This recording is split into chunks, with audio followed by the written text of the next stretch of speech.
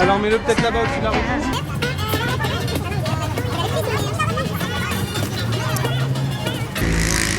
Bah attends, je vais poser la question. Une présentation du pas du stand. Donc bonjour à tous. Donc ici c'est le stand du CCSP de la Rotonde, l'école des mines de Saint-Etienne. Et l'idée est de présenter des objets autour de la lumière et de façon un peu plus générale, ludique autour de la culture scientifique. Donc on a fait une petite sélection d'objets qui sont dans notre expo actuellement à la Rotonde. Conte de fées, une expo sur l'histoire des sciences, avec un regard un peu incongru et souvent humoristique. Et jusqu'à quelle heure avant? Et donc on propose aux enfants des challenges autour de la perception de la couleur, de la persistance rétinienne. On a une lampe à plasma et puis d'autres objets un peu vintage à découvrir. Merci. De rien.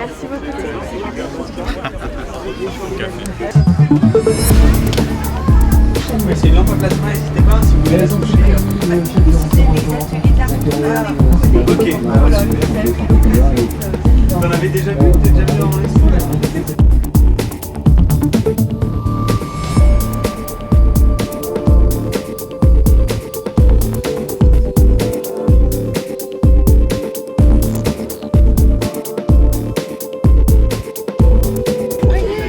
Mais ça traite de tous les sujets. Regarde, on a légèrement pénétré des réactifs et une fois ce juste-ci était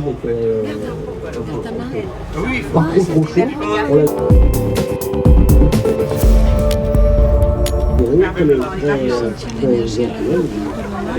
Quelque chose des arcs électriques et suivre le mouvement de ta main. et pourquoi on appelle ça moléculaire?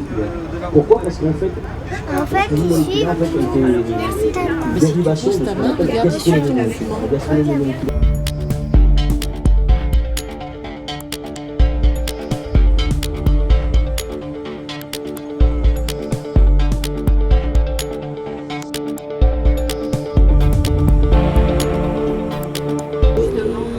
les puissances. Ça fonctionne très bien. Ben voilà. Du soleil, effectivement. Là, on a la lumière du soleil autour de nous, c'est grâce à ça qu'on voit. Et cette lumière, en réalité, elle est composée de plein de couleurs comme ça qui se mélangent toutes ensemble. Et quand il pleut et qu'il y a du soleil, qu'est-ce qui se passe? Il peut y avoir un orage, mais s'il y a un grand soleil et tout d'un coup il pleut un peu, qu'est-ce qu'on voit dans le ciel? Un arc-en-ciel.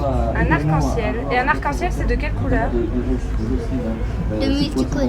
Multicolore. C'est toutes les couleurs de la lumière qu'on voit. Dans le CD, on voit plein de couleurs. Vous les voyez les couleurs? C'est toutes les couleurs de la lumière qu'on voit. La Fête de la Science est un événement majeur dans la vie d'un centre de culture scientifique.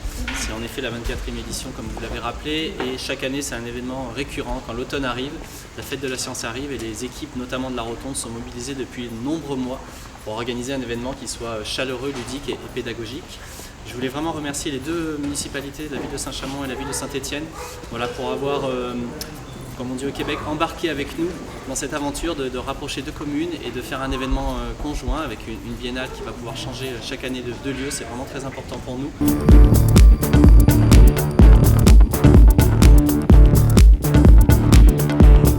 J'ai toujours bien aimé toucher la matière. Voilà, historiquement lié à ma jeunesse, lié peut-être à mes histoires familiales aussi de grands-parents et autres qui étaient dans le milieu agricole.